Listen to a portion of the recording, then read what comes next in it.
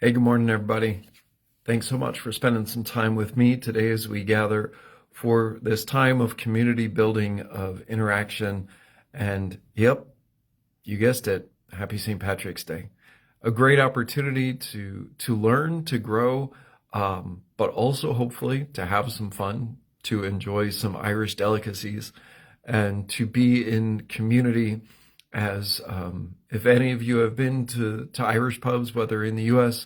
or overseas, you will know community in an Irish pub is just that. It is a welcome.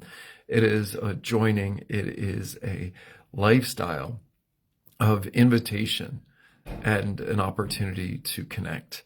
But I was curious how many of you know about St. Patrick, so I wanted to share just a few brief things. St. Patrick, when he was a teenager, he was actually born in Britain.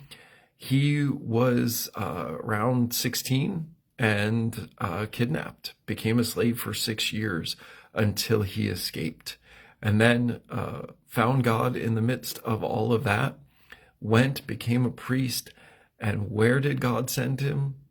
Back to Ireland. Now, think about that for a minute. He goes back to a place where he was confined, where he could have had such animosity and anger towards these people, and yet he came with compassion, with grace, to teach them about love, to use what they knew. He used the shamrock, the three-leaf shamrock, not the four-leaf shamrock, the three-leaf shamrock, to talk about the Trinity and how it is connected and fully one, yet individual. He gave his life not just to God, but to the people who had enslaved him, the people who had stolen him away from his family. And in the midst of all of that, he found hope. He found a grace. He found a compassion to enliven his life and to change the world, change the lives and world of thousands of people. There's lots of myths. There's lots of miracles attributed to him. It is this great opportunity to connect with faith, with understanding. It is, a place where it has become that the world itself turns green, that the world connects over culture, a culture that is welcoming, that has joyous music and laughter, even in the midst of some of the harshest conditions and the most painful lives and stories that you can imagine. And yet, in the midst of all of that, the Irish people have this quiet resolve that is ingrained in them and that lives on. It's said that over 30 million people just here in the US claim some type of Irish heritage. And how amazing is that? It was a joy for me 2 years ago now, a year ago, that we got to spend some time in Ireland, in Dublin. It wasn't at this time of year, but we got to go to the Epic Museum where they do genealogy work, and I got to do some research on my family and where my family came from in Ireland. And while we didn't get to Ballygommean, which is where part of my family came from, it was a joy to be once again on that soil where tradition, where history, where family started and continued forward.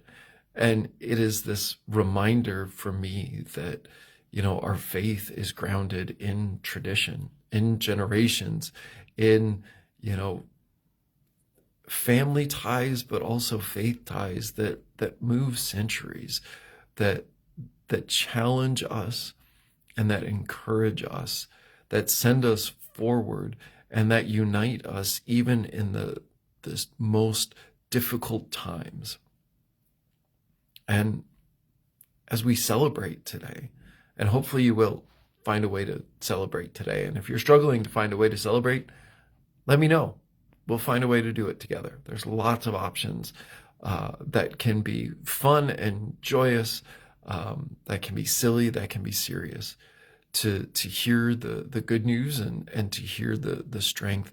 But it is this reminder over and over again that we have an opportunity, but that we also have a calling in faith to live it out, to engage the world around us, and to hear and see with hope and compassion, maybe a little bit more today, like St. Patrick.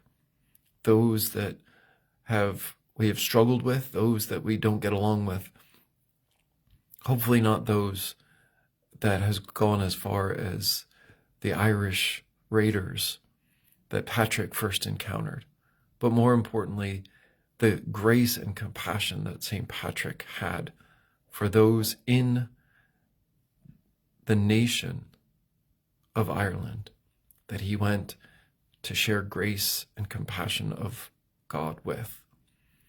And as he shared, as was on his part of his breastplate when he was buried, he reminds us that Christ before me, Christ beside me, Christ behind me, Christ within me, Christ beneath me, Christ above me.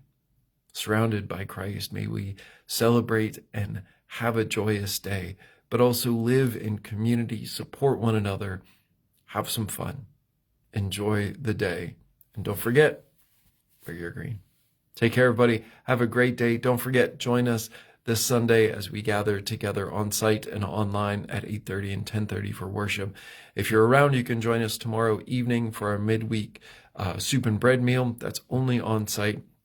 And there's lots of other ways to come together. We're also doing Coffee with Cops this coming Saturday from 8 to 10 right here at AELC. So come out, get to know your local police force. Thanks so much, everybody. We'll see you soon. God bless.